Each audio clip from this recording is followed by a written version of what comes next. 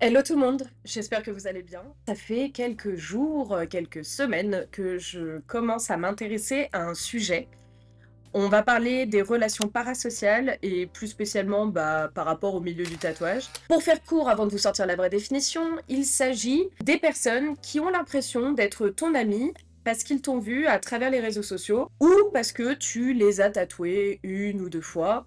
Bref, on va parler de tout ça. Je vous inviterai bien entendu à donner votre point de vue en commentaire puisque ici on est là pour discuter, débattre et partager, et surtout parler tatou. N'hésite pas à t'abonner, à liker cette vidéo et enclencher la petite cloche, et c'est parti. Avant toute chose, on va parler de la définition, histoire d'être sûr de bien parler de la même chose. Il ne manquerait plus que je vous demande de débattre en commentaire sur quelque chose que vous n'avez même pas compris. Du coup, je vous glisse la définition juste là. Une relation parasociale ou interaction parasociale est un type de relation sociale à sens unique dont une personne peut faire l'expérience vis-à-vis d'une personnalité publique ou d'un personnage de fiction. La personne concernée peut développer des sentiments d'amitié bien qu'elle n'ait pas eu ou peu d'interaction directe avec l'objet de ses sentiments. Les médias sociaux ont introduit de nouvelles opportunités de relations parasociales car ils tendent à jouer sur des interactions fréquentes et parfois intimes. Dans le cas du tatouage, on va parler un tout petit peu plus large, dans le sens où on est loin d'être une personnalité publique, on s'entend, quoique apparemment j'ai percé sur TikTok. Lol. Mais on va surtout parler plus élargi, parce que dans le monde du tatouage, on a ce truc d'être directement sur la peau, donc c'est une grande barrière qui est brisée très vite, et donc ça crée forcément un lien de proximité, qu'on le veuille ou non. Donc là, par souci d'élargir le sujet et de l'adapter réellement au tatouage, on va surtout parler de, je vous glisse aussi parce que c'est des notes, comment gérer la proximité avec les clients, les abonnés ou même les clients potentiels qui développent une relation parasociale. Est-ce que montrer son visage ou parler de sa vie personnelle peut être un facteur supplémentaire au fait que les gens s'accrochent à vous? Donc par exemple, moi, en m'exposant sur TikTok, sur YouTube et même sur Instagram, je ne suis pas du tout fermée à l'idée de montrer ma tête. Est-ce que ça entraîne des comportements qui peuvent s'avérer être déplacés ou en tout cas que vous vivez mal? Le fait aussi de partager, pourquoi pas, des parties de sa vie. Quand moi je pars en voyage, je partage des stories, etc. Est-ce que vous avez le sentiment parfois que des clients peuvent faire preuve de trop de familiarité, oui c'est ça, alors que clairement vous faites en sorte de faire attention à votre manière de répondre aux gens, parfois vous les faites attendre comme le ferait n'importe quel professionnel à partir d'une certaine heure, etc.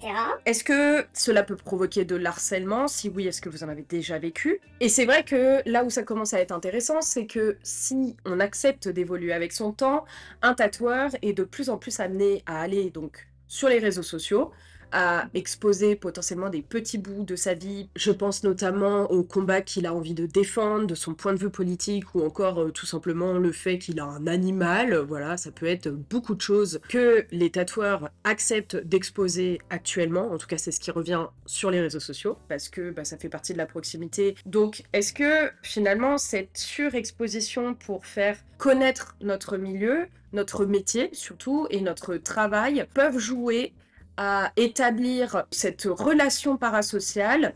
Et est-ce que, surtout, finalement, un tatoueur actuellement n'est pas devenu une personnalité publique de par son exposition sur les réseaux sociaux? Voilà, on va vraiment parler de tout ça. Désolée si, du coup, cette première partie est un peu longue et un peu casse-tête, mais je trouve que c'est important qu'on pose les bases, déjà de ma réflexion, pour que notre réflexion commune tourne autour du même point. Je sais pas si vous voyez ce que je veux dire. Bon allez, c'est parti. Maintenant, on va juste parler de ça en général, maintenant qu'on sait de quoi on va vraiment discutailler. C'est parti pour cette deuxième partie. Donc déjà, on est bien d'accord qu'on parle absolument pas des messages que l'on peut recevoir, genre bonjour, combien il se flash, je l'imagine là, etc. En plus, nous, on est quand même un métier où, une fois de plus, le lien, il se fait très très rapidement, dans le sens où on a carrément besoin parfois de recevoir des photos de la partie du corps, de la zone du corps, pour faire nos croquis et puis après pouvoir tatouer la zone. Bref, clairement, on est un des rares métiers, bon, il y en a d'autres, mais on est un des rares métiers qui demande à avoir des photos des zones du corps de la personne. Donc déjà là, même si t'as jamais vu la personne, le fait qu'il te contacte et t'envoie des photos de la zone à tatouer, déjà là, t'as vu un bout de son corps. Imaginez donc le lien qui se crée forcément directement avec le tatoueur. Moi, ce que j'ai fait, c'est que j'ai carrément fait un sondage sur mon Instagram. Au moins, je me suis dit, comme ça, il n'y a pas de lézard, je sais vraiment ce que ma communauté pense de ce sujet. Donc, nous allons regarder les résultats, parce que je les ai plus totalement en tête. Je vous glisse donc la petite photo là ou là. Petite question du jour. Est-ce que vous me considérez comme votre ami en tant que client tatou? Il y a quand même eu 40% de oui, contre 60% de non. Là où moi j'ai trouvé que l'analyse était intéressante par rapport à la question que j'avais posée, c'est que je m'attendais à ce que les personnes qui me disent oui, eh bien, m'aient au moins déjà vu en vrai, ou que au moins je les avais déjà tatoués. Je crois que le plus fou dans tout ça, justement, et c'est là où on va vraiment parler de l'importance de la définition de la relation parasociale, c'est que 90% des personnes qui ont répondu oui, tu es mon ami en tant que tatoueuse, c'est des personnes que j'ai pas tatouées. Voilà, donc on est bien sur la définition de « je ne vous connais pas » et pour autant, via les réseaux sociaux et via ce que vous avez imaginé que je puisse être, eh bien, vous considérez qu'on est amis. J'aurais peut-être dû être touchée par ces réponses positives. D'ailleurs, j'ai même une cliente à qui j'en parlais qui m'a dit « Bah alors, pourquoi t'as pas l'air contente que tout le monde ait considéré que tu es leur ami, en gros ?» Et j'étais là genre « bah parce que je trouve ça super flippant. » Dites-moi, vous, ce que vous pensez de ça.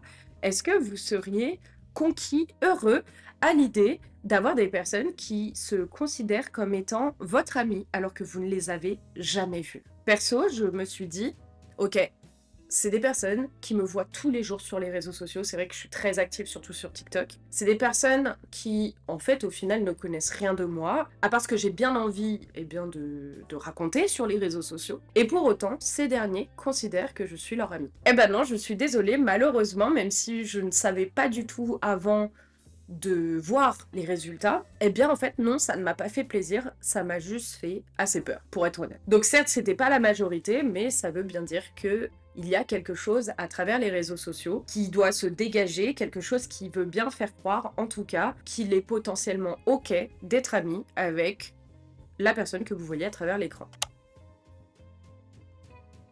Du coup, par la suite, voyons comment ça m'a mis mal à l'aise, et comme je n'étais pas du tout ok avec l'idée d'avoir des personnes qui ressentent ça, j'ai penché sur tout ce que j'aurais pu sous-entendre sans le vouloir à certains de mes abonnés, en échangeant par exemple avec eux sur les différents réseaux sociaux, ou encore peut-être en ayant une relation trop familière avec certains de mes clients. Mais jamais au point de faire ressentir une amitié, je pense. Force est de constater que je ne pense pas que ça vienne de mon comportement, puisque j'ai l'impression de ne pas privilégier une personne plutôt qu'une autre, hors cas particulier. J'ai bu qu'une ou deux fois des coups avec des clients, mais c'est très très rare et ça s'est passé de façon douce et ça venait de moi. Mais dans la majorité des cas, je n'ai jamais fait sous-entendre ça. Bref, je suis allée voir si des tatoueurs se plaignaient de ça. Et en effet, aussi fou que ça puisse paraître, il y a énormément de témoignages là-dessus. Quand la tatoueuse dont j'ai regardé la story a commencé à en parler et a fini par partager des témoignages de tatoueurs et de tatoueuses ayant vécu quelque chose de ce style, donc des relations parasociales, qui les avaient mis très mal à l'aise et dans l'embarras, eh bien je me suis rendu compte que malheureusement, même dans la manière qu'ils avaient d'avoir analysé la situation et comment cette dernière avait pu en arriver là, en fait ça dépend pas du tatoueur ou de la tatoueuse et de sa façon d'être avec le ou la cliente. Ça dépend avant tout du fait que la personne en face, donc le client ou l'abonné, se retrouve dans une solitude profonde dans sa propre vie et du coup peut développer une relation parasociale, peut-être par l'ennui et l'envie de vivre à travers quelqu'un ou d'être réconforté en se connectant tous les jours sur les réseaux sociaux et en ayant l'impression de suivre sa vie. Ça, c'est des hypothèses, hein, bien entendu. Mais en tout cas, ce qui est sûr, c'est que ça découle davantage de la personne en face et pas de la manière que la tatoueuse ou le tatoueur aurait de se comporter. J'espère avoir été claire. Alors après, ça ne m'empêche pas d'être hyper friendly avec mes clients. Déjà parce que ça me permet, moi, d'être à l'aise une fois sur leur corps. Je les tutoie, je les mets à l'aise au maximum, je suis serviable, je propose un verre d'eau, je leur prête des vêtements si ils n'ont pas prévu pour éviter qu'ils se retrouvent trop nus, etc., etc. Donc, je fais super attention à tout ça et je respecte énormément mes clients. Et d'ailleurs, le peu de clients qui ont passé, selon moi, cette limite, c'est des personnes à qui j'ai mis des stops. Et tout simplement, j'ai arrêté de les tatouer. Je les ai, pour être honnête, bloqués. Je m'assure toujours de faire les retouches s'il y en a besoin, mais pour le reste, ils sont bloqués. Parce que c'est pas OK de faire un focus comme ça sur quelqu'un. Bon, par contre, moi, je suis en cuissonnante là, j'ai trop chaud. Mais du coup, qu'est-ce qu'en disent les médecins? Faut savoir que donc c'est un terme qui a été inventé dans les années 50 par 2 chercheurs américains en psychiatrie. Et l'idée, c'était de décrire une nouvelle réalité qui, selon eux, a été marquée par l'arrivée des médias de masse, donc la télévision, les réseaux sociaux, le cinéma, la radio, blablabla. Et donc ça a permis donc de mettre en place cette création de l'illusion d'une relation face à face avec l'interprète ou l'animateur. Et c'est vrai qu'avec donc l'arrivée des réseaux sociaux, qui sont des plateformes super atteignables, peu importe ton milieu social, etc., ça n'a fait que s'accentuer, on va dire. Surtout qu'il y a vraiment un jeu qui a été mis en place dans le contenu des influenceurs pour entretenir, on va dire, cette sensation-là.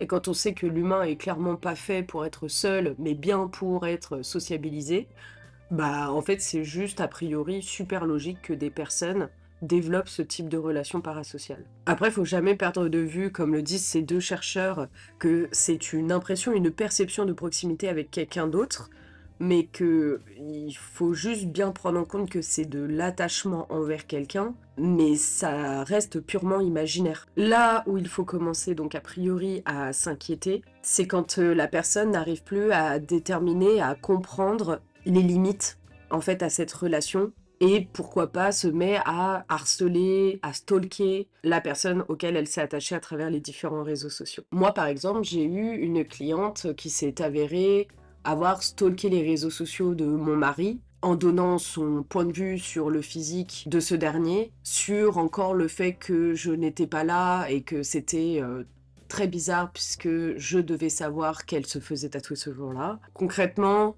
c'est dans ce genre de cas de figure que les red flags se mettent en route et qu'il faut commencer à faire très attention pour éviter que ce côté malsain de la relation parasociale vous bouffe la vie tout simplement. Sinon, en soi, c'est pas des relations hyper mauvaises non plus, malgré ce que j'ai pu dire au début de ma vidéo, faut pas non plus s'en faire toute une montagne. Il y a des gens qui sont juste seuls et qui comblent leur vie grâce à ces relations à travers les réseaux sociaux, etc., etc. Tous les tatoueurs et tatoueuses qui en parlent sont OK pour dire que c'est quand même quelque chose de très très rare. Pour autant, c'est quelque chose qui, quand ça arrive, c'est très très violent. C'est pour ça que je voulais quand même vous mettre en garde, et bien sur ce type de relation parasociale, parce que je trouve que c'est quelque chose dont on ne parle pas assez. Malheureusement, beaucoup de tatoueuses sont confrontées à cela malgré eux. Et donc, j'aimerais bien qu'on en débatte. Voilà, mais au moins vous savez que ça existe, si ça vous tombe dessus, vous saurez que vous n'êtes pas seul, et n'hésitez pas à en parler à des confrères, des consoeurs tatoueuses, et n'hésitez pas non plus à en parler à votre famille, parce qu'il ne faut pas rester avec quelqu'un qui vous harcèle, on va mettre les termes, c'est de l'harcèlement à ce stade.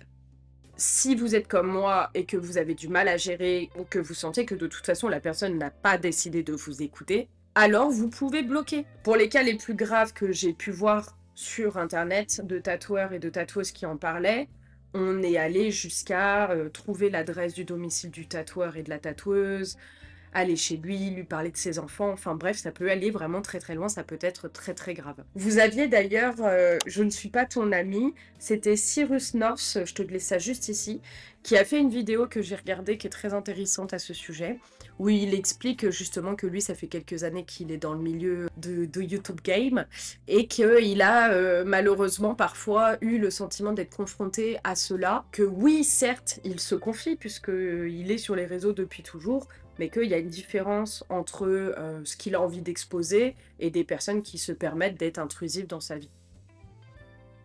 Bref, j'essaierai de refaire des petits thèmes comme ça. Je sais pas si la vidéo sera longue, une fois de plus, c'est ce que je dis à chaque vidéo.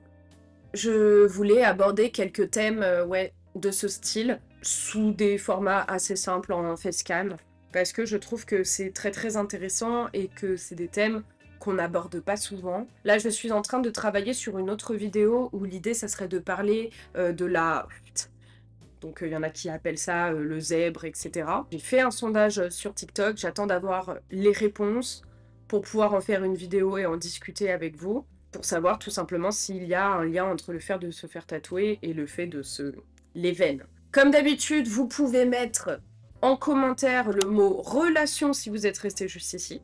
Jusqu'ici, j'arrive plus à parler, ça va bien se passer. Il fait déjà trop chaud, voilà. Il y a pas de soleil, il flotte, mais on est en cuisson lente, ça ne va pas. N'hésitez pas à vous abonner, à liker cette vidéo et à enclencher la potato cloche. Et on se retrouve bientôt. Comme d'habitude, prenez soin de vous. Ciao.